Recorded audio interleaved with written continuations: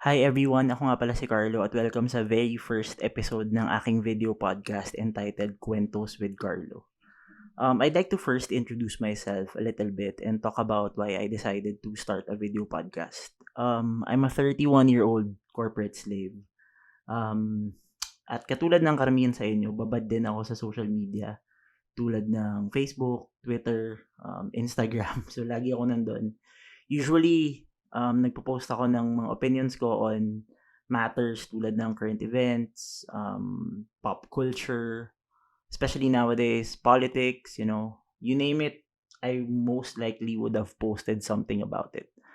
And because of that, I decided to create a video podcast kasi sa tingin ko, this platform would help me better in sharing my ideas and my opinions.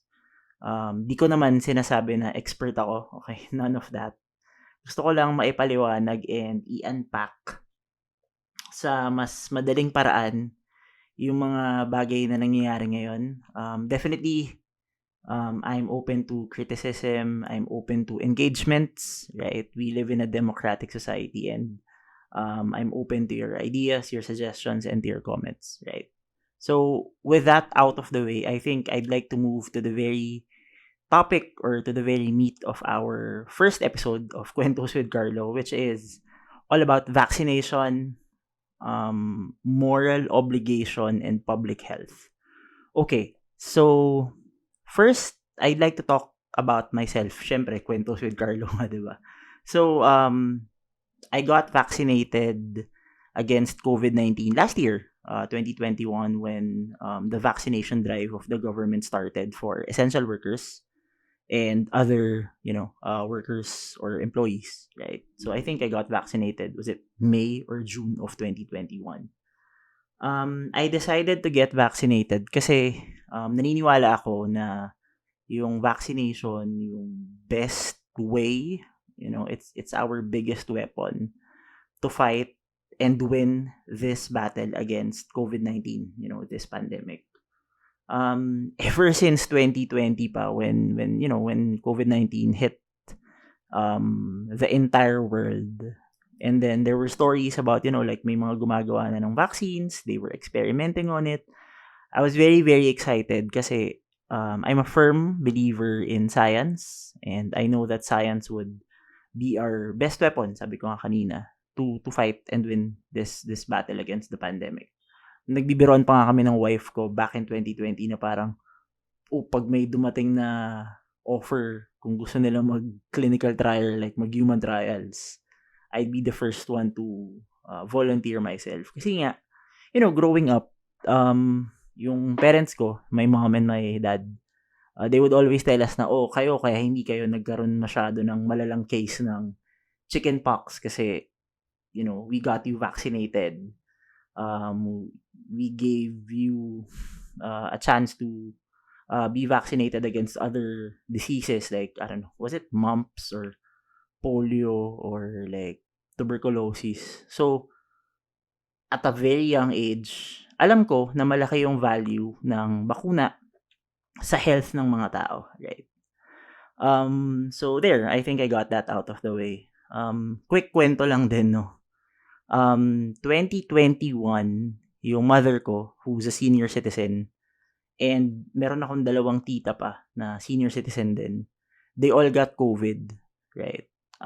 Good thing, nung time na nagkaroon sila ng COVID, they were already fully vaccinated and they only experienced very, very mild symptoms. I think nagkaroon lang sila ng like fever, sobrang saglit, mild cough, colds, and then I think a week or two, they were all okay.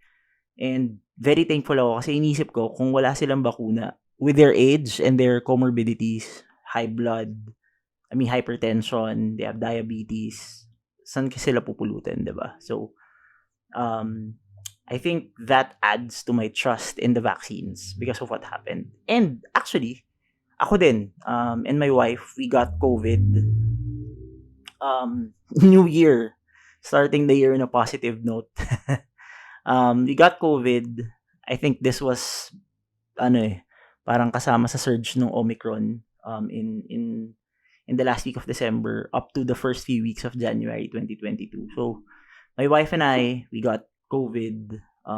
I was asymptomatic. I tested positive pero I didn't have any symptoms. My wife had a fever for like 1 day lang, and then after that we were all good. And I think, no, I don't, not I think, I know na ito ay dahil fully vaccinated kami and we also got our booster shots, which is very, very helpful, right?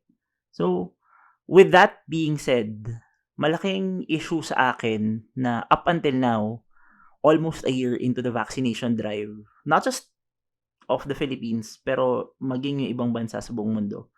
Like, we're almost a year into vaccinating people against COVID-19. Madami pa din mga tao na hindi naniniwala sa bakuna. Madami pa din mga tao na madaming notions and, wrong notions about vaccination. And I feel like this should be addressed because this hurts our chances of ending this pandemic, right? I was watching the news the other day. I was also going through my Facebook and Twitter timeline. I saw na merong mga anti-vax rallies in Canada, in France, Western countries pa to, advanced countries, first world countries. They have people who are against vaccinations, and it just feels weird na bakit ganun, 'di ba? So I guess it's very important to understand, at least for me, I think there are two types of people who do not want to get vaccinated. There are those who are vaccine hesitant, and there are really those who are anti-vaxxers. And I think it's very important that we differentiate the two, right? So let's start off with yung hesitancy ng ibang tao or yung mga vaccine hesitant people. So bakit nga ba sila vaccine hesitant? Like, I have relatives, I have friends who initially were very hesitant to get the vaccine because they were scared, right? And I think in almost all cases, hesitant tayo sa mga bagay na hindi tayo maalam, na hindi tayo sigurado, na hindi tayo knowledgeable, right? You just go through the comment section of like news websites or like yung news pages on Facebook, and you will see like a lot of comments saying different things na are factually incorrect, pero they still believe those. Like, let's sabihin nila, kung totoo naman pala yung COVID, kung effective naman pala yung COVID vaccine na yan, bakit ang dami pa ding mga nabakunahan na may sakit? Diba? Or like, sabihin nila, meron akong kilala, nagpabakuna na, pero namatay pa din, stuff like that. And I guess it all boils down to lack of education talaga, diba? Like, for instance, is it really the case na kapag nagpa-vaccine ka na against COVID, hindi ka na magka-COVID? I think that's wrong. As I've mentioned, kami fully vaccinated with boosters, pero nagkaroon pa rin kami ng COVID. I guess it's called breakthrough infections, right? And it happens. Even during the start of the vaccination naman, diba, sinasabi nila na even if you get vaccinated, posible ka pa rin magka-COVID. Because vaccinations don't give you like 100% protection against infection. What it protects you from would be yung severe and critical and even yung fatal cases of COVID. Like, you can still get COVID, pero it would be manageable because of the vaccines, diba? And I think yung mga ganitong simpleng information dapat mapaalam pa natin sa mas madaming tao. Weirdly enough, in the age of like internet and easy access to information, hirap na hirap pa rin tayong ipaalam to, ipa-disseminate, ipasapul sa mga tao yung ganito kasimpleng mga information, diba? And for me, I think responsibilidad ng gobyerno, responsibilidad ng estado na gawing simple yung mga technical information katulad nito, 'di ba? Like, for us, people na, like people who went to school, people who have access to a lot of information, madali natin ma-digest yung ganitong information. Pero hindi naman lahat katulad natin, 'di ba? Like, madami na hindi madaling makagets ng ganong information. And I think trabaho ng gobyerno natin na ipaintindi sa kanila yung mga ganitong bagay sa pinakasimple at pinakamadaling maintindihan na paraan. Yeah, for sure. Like, ang dami ko nakikitang, I don't know, like posters, publication materials, and DOH. Pero, I think more than those, dapat mas maging creative sila in terms of disseminating these kinds of information, diba? Like, I remember merong isang campaign yung Singapore na they turned it into sort of like a video, parang TVC parang TV commercial na may jingle pa na test, trace, vaccinate. Sobrang daling intindihin. Sobrang catchy nung kanta na parang kahit sino makanood magigets yung information na gusto niya i-drive. And I think yun yung wala tayo dito sa Pilipinas eh. Parang wala tayo nung easily digestible information na babasag sa lahat ng maling notions tungkol sa bakuna against COVID, diba? So for vaccine hesitant people, it's really just a matter of education. As I mentioned earlier, meron akong mga relatives na ganun dati, parang sabi nila, bakit ako magpapavaccine healthy naman ako, malakas naman yung katawan ko, ganyan. Pag nagpa-vaccine ako, baka lalo ako magkaroon ng COVID kasi papasok yung virus sa katawan ko, di ba? And as much as nakakatawa siya pakinggan, magigets mo na parang, wait, hindi nila nagigets yung punto ng pagbabakuna. Hindi nila nagigets yung like fundamental information about vaccination. And I guess, yun yung gusto kong masapol ng government natin. Like, creative approach to make people understand why vaccines are important there. At the end of the day, hesitancy would only be addressed by relentless education. There. That's for vaccine hesitant people. Pero on the flip side, firm believer din naman ako na even though mag-educate tayo ng mag-educate, meron pa din talagang mga tao na hindi magpapabakuna kasi I don't know, they don't trust vaccines, they're anti-vaxxers. And this is not new. I mean, it's not like ngayon lang sumulpot itong mga anti-vaxxers na to, no? Even with other vaccines available to human beings, marami talagang mga tao na tumatanggi dito. And like, if you make your research, parang madami dyan mga nagsasabi na vaccines would cause infertility daw, vaccines would cause autism to your children, vaccines would eventually kill you because of, yung parang depopulation scheme daw ng mga first world countries. Diba? May mga ganyang mga conspiracy theories eh. And I think to a certain degree, may mga tao talagang hindi masasway. May mga tao talagang hindi mapapersuade magpabakuna. So how do we address these anti-vaxxers? For me, I think deplatform them. Removing their platform would help us in making sure na hindi sila nagpapakalat nung kung ano-anong kabalbalan sa mundo. I was going through news articles the other day and issue siya ngayon, di ba? Si Joe Rogan, who has a very, very popular podcast on Spotify, the Joe Rogan Experience, madami siyang pinapakalat na misinformation about COVID, about vaccinations, and ang problema, he has millions of followers. And because of this, ang dami niyang nasisway, di ba? And madami ng mga tao na nag-try mag-reach out sa kanya. I think he even had a doctor as a guest in his podcast. Pero parang, ginamit lang niyang leverage para mas lalong lumaki yung following niya. Pero at the end of the day, hindi rin naman niya pinansin yung scientific facts na sinasabi ng doktor na to. I think nagkaroon pa nga ng COVID si Joe Rogan last year. And parang imbes na bumaligtad siya ng stand niya on COVID vaccination and all, kung ano-ano pa yung sinabi niya na he used ivermectin, he used different kinds of medicine to get better. And I think that's dangerous, yun, di ba? Like, people who have, like, very, very wide platforms and they're using their platforms to spread misinformation. And misinformation is dangerous because,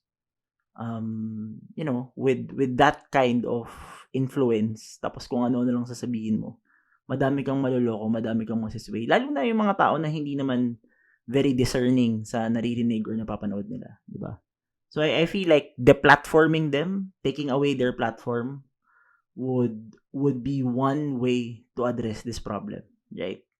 Um, Speaking of Joe Rogan, 'di ba? Madaming mga musicians na nagsabi na if Spotify doesn't remove Joe Rogan on on Spotify, sila yung magpo-pull out. I think was it Neil Young and other musicians, parang nag-voice out sila ng concern nila. Pero ang problema, imbes na pakinggan sila ng Spotify, parang sinabi ng Spotify, sige, alis na lang kayo.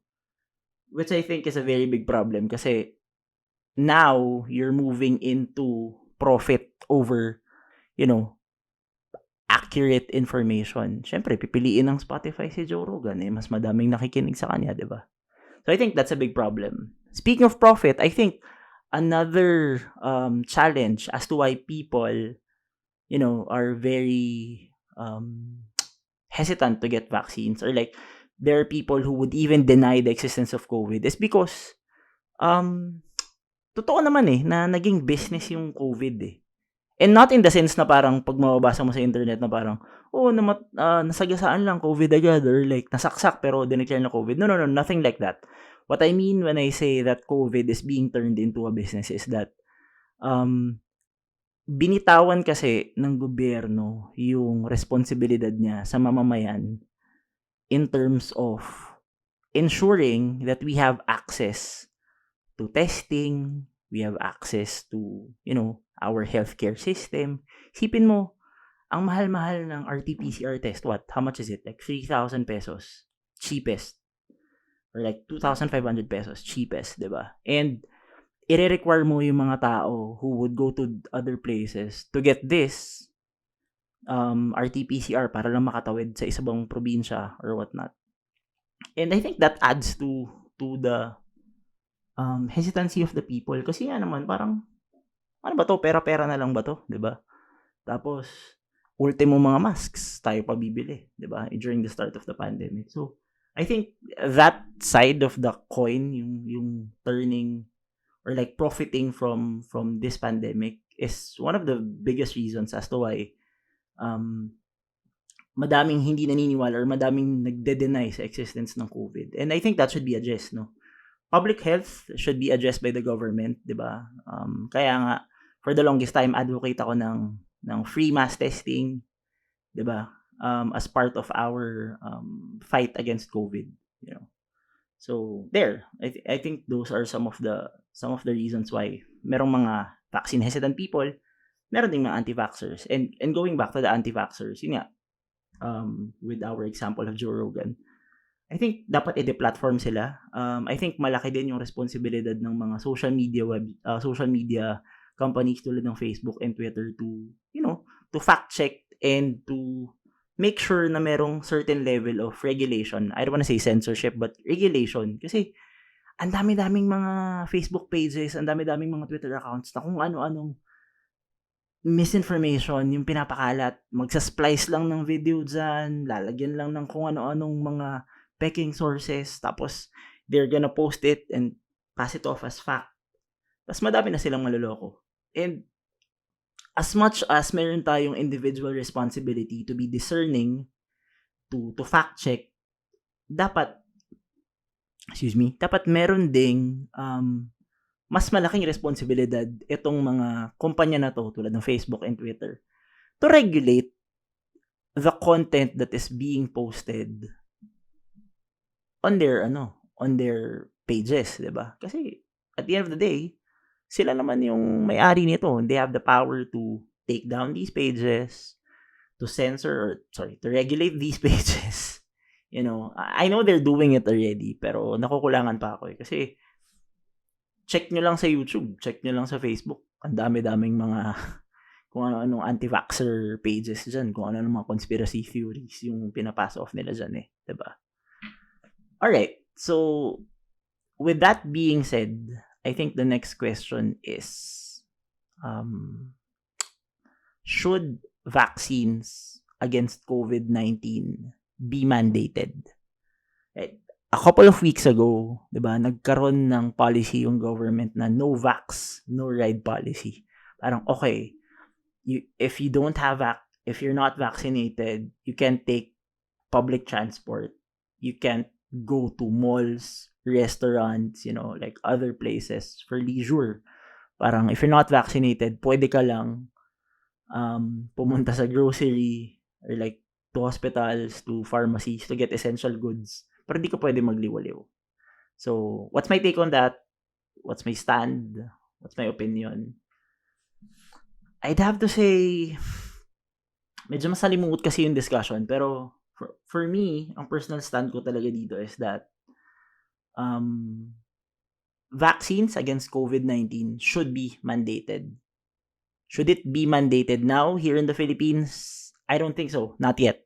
Okay, and why? Let's break it down, as of the moment, I think nasa 54, 55, I'm pretty sure less than 60 million pa lang ng eligible population ng Pilipinas yung nababakunahan. We've started giving out booster shots. We've started vaccinating minors from 12 to 17 years old. We're about to start vaccinating minors, pediatric vaccination, 5 years old to 11 years old. I think we're gonna start that next week of February 7, if I'm not mistaken. Madami pa din hindi nababakunahan. In a recent report, I think posted by Rappler, parang sabi nila,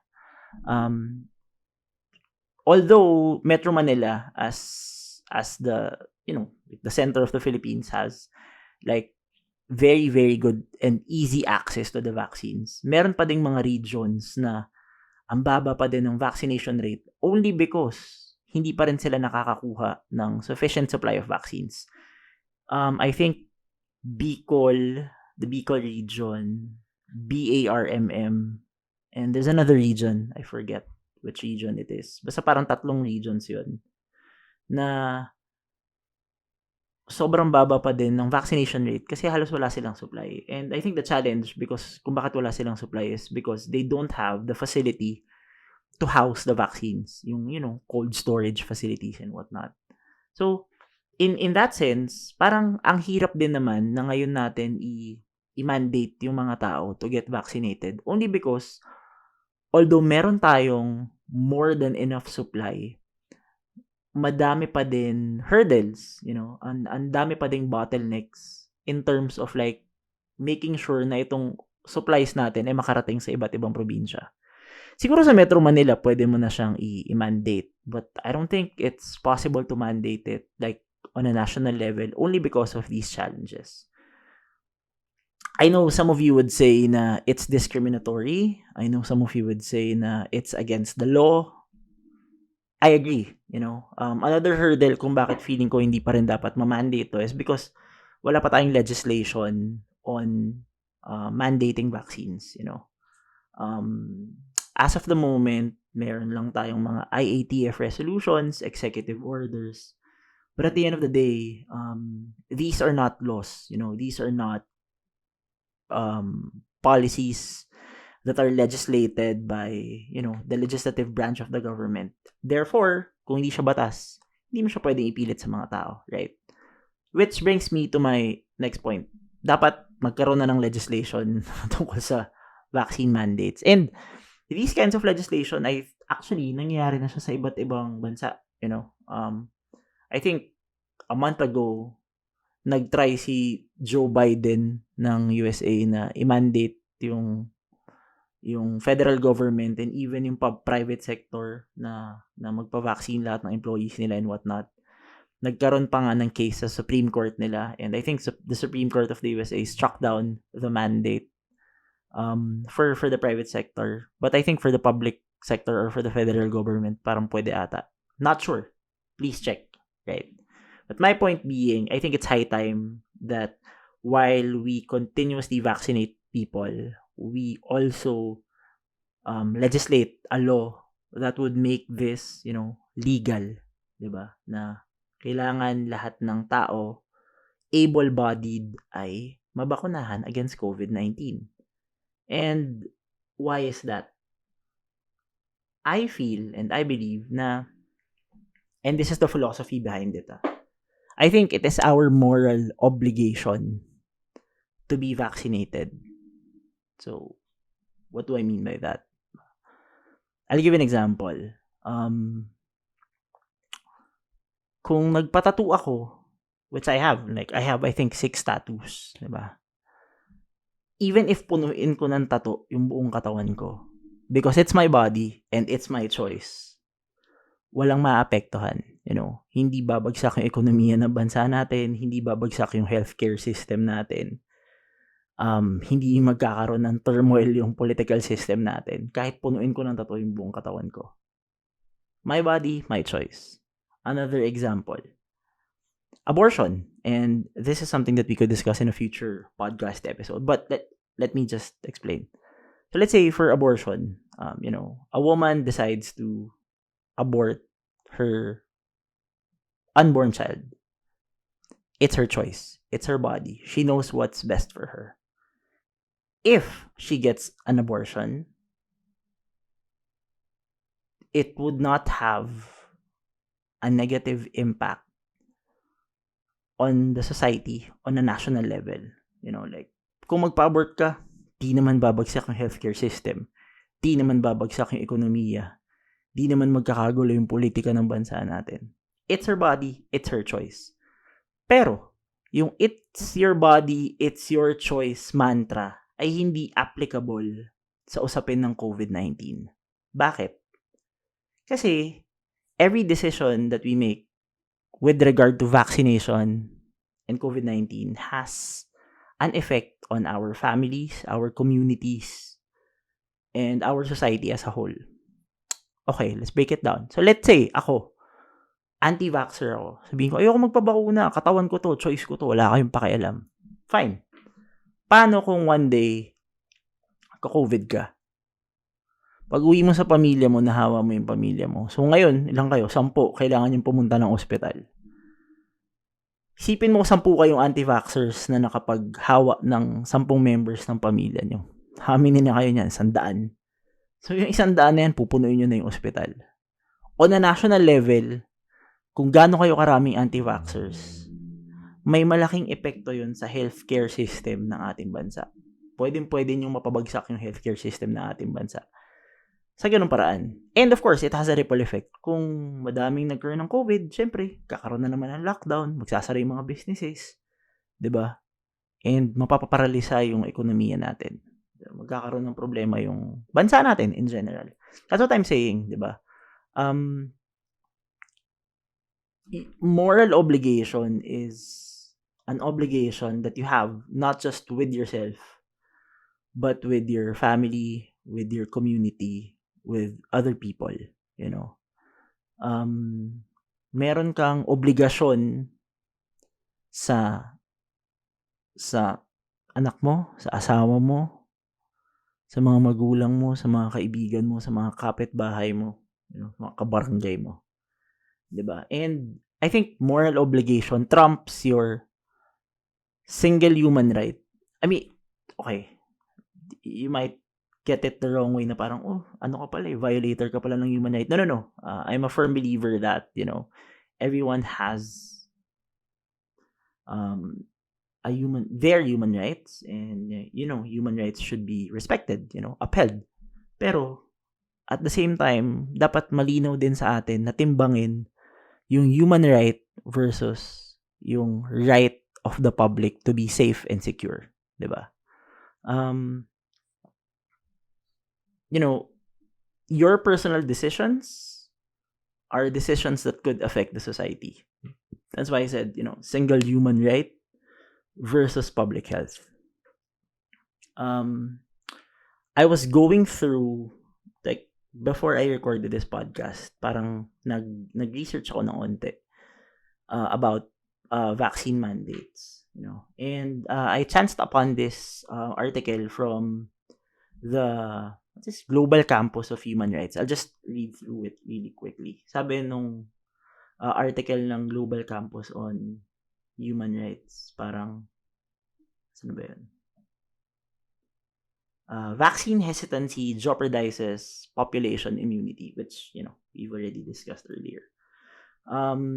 Sabi nila, the main rule within international human rights law is that vaccination, like any other medical intervention, must be based on the recipient's free and informed consent. This rule, however, is not absolute, as the European Court of Human Rights upheld in the case of Solomakin versus Ukraine, where the European Court of Human Rights held that mandatory vaccination interferes with the person's right to integrity protected under Article 8 of the European Convention on Human Rights. However, the court concluded that such interference, or yung, pagmamandate ng bakuna, may be justified if considered a necessity to control the spreading of infectious diseases. And that's what I'm saying, diba? Like, sure, in an ideal world, hindi na natin kailangang i-mandate yung vaccines kasi if we're all making informed decisions, tayo mismo magpapabakuna. In an ideal world. Pero in the real world, where not everyone can make informed decisions because of a lot of different factors, merong regulation na kailangang mag-intervene. And this is the mandate of vaccines. Because again, this intervention is necessary. Kailangan siya eh. Para saan? Para makontrol yung spread ng infectious diseases. Diba? Kung wala namang infectious disease na parang nagte-threaten sa atin as a species, bakit naman natin i-mandate yung pagbabakuna, diba? Pero meron existing yung COVID-19, and as a virus, mutate nga siya na mutate, diba? From Alpha to Beta to Delta to Omicron. Who knows? Sana naman wala nang iba pang mga bagong variants sa lumabas, diba? But at the end of the day, I think, again, going back to my point earlier, diba? Importante talaga yung bakuna, diba? To make sure na matapos natin itong pandemic na ito. Right? So, again, I'm almost at the tail end of this very first episode, and thank you for sticking with me until this juncture. What can we do as citizens now that hindi pa naman pwedeng i-mandate yung vaccines? Again, number 1, manawagan tayo ng effective rollout mula sa ating government, Easier access to vaccines for the people. Pahirapan pa kasi nitong mga nakaraan, like, kailangan pa mag-register online, pumunta sa barangay, or so on and so forth.